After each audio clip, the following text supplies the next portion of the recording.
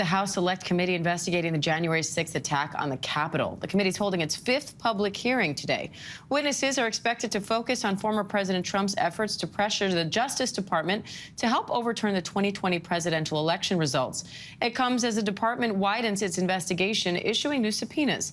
ABC's Alex Presha is in Washington, and former federal prosecutor for the U.S. Attorney's Office in the Northern District of Illinois, Renato Mariotti, also joins me live now for more on this. Thank you both for being here. Alex, what can we expect to hear from today's witnesses? Well, Diane, so we know that we're going to hear from at least 3 witnesses today. Former acting AG Jeffrey Rosen, also his deputy Richard Donahue, and then DOJ lawyer Steve Engel. And what this hearing is going to focus on is specifically how the former President Trump, tried to use the Department of Justice to overturn, or excuse me, in his attempts to overturn the 2020 election. But Diane, I got to tell you, we know that this hearing has been controversial. Certainly, it's been polarizing and is cut across almost directly along party lines. There are the 2 Republicans that are on this committee. But today, we're also learning that the House GOP leader is actually scheduling, programming a press conference of his own during this hearing, which, we know that they've thrown cold water on the validity of it and how it's kind of carried out. But this, again, kind of illustrates how polarized this hearing has been received between Democrats and Republicans on the Hill. That's happening this afternoon in direct competition with this latest hearing here in Congress. Now, Renato, the Department of Justice says that it currently has dozens of open criminal investigations into, quote, more than 850 reports of threats to elections officials. What do you make of that, and what more can be done about this?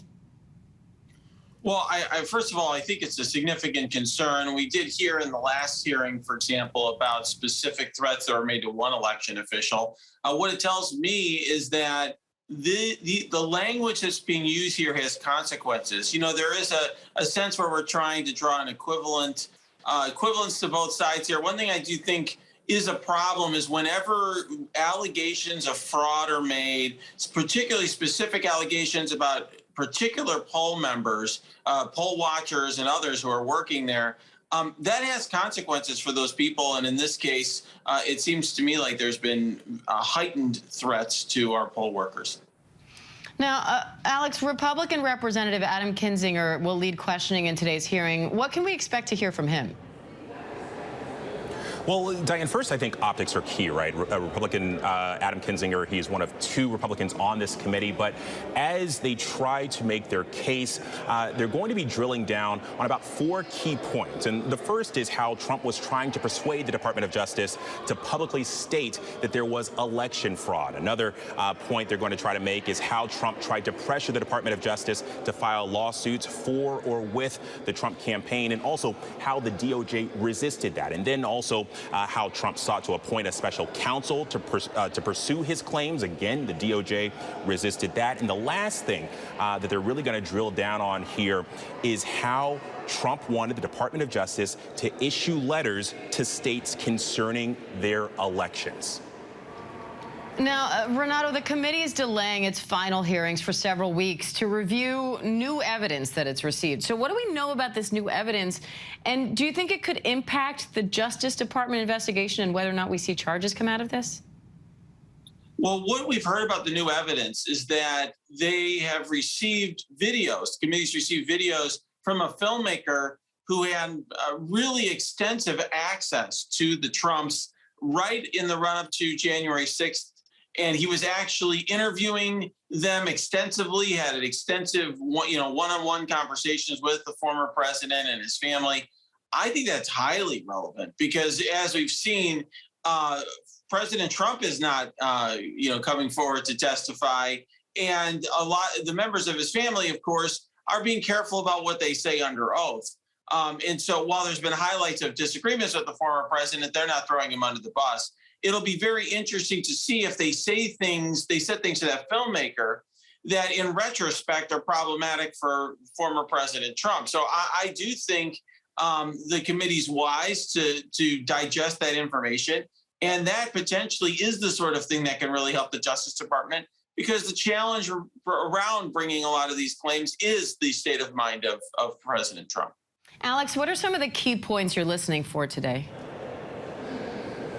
Well, I think one of the big things that this committee has been trying to prove is the link to the violence that happened that day, the connection between the violence that happened that day, and then also the political actors, the president, the former president, and his inner circle. And Diane, one thing that I would point out is that even as these hearings are going on, the DOJ and law enforcement authorities are still actually making arrests. We just learned of one more this morning in Virginia. A petty officer in the U.S. Naval Reserves was arrested for his participation in January 6th. His name is Hatchet Speed, and according to these newly unsealed affidavits, he said that we would listen to Donald Trump, then all of us would go to the Capitol. And again, that's something that this committee has been focusing on, specifically the messaging from the president and those in his inner circle, and then the actions carried out by those that day here at the Capitol. All right, Alex Presha, Renato Mariotti, thank you. And we will carry today's hearing live at 3 p.m. Eastern right here on ABC News Live. Hi, everyone. George Stephanopoulos here. Thanks for checking out the ABC News YouTube channel. If you'd like to get more videos, show highlights, and watch live event coverage, click on the right over here to subscribe to our channel. And don't forget to download the ABC News app for breaking news alerts. Thanks for watching.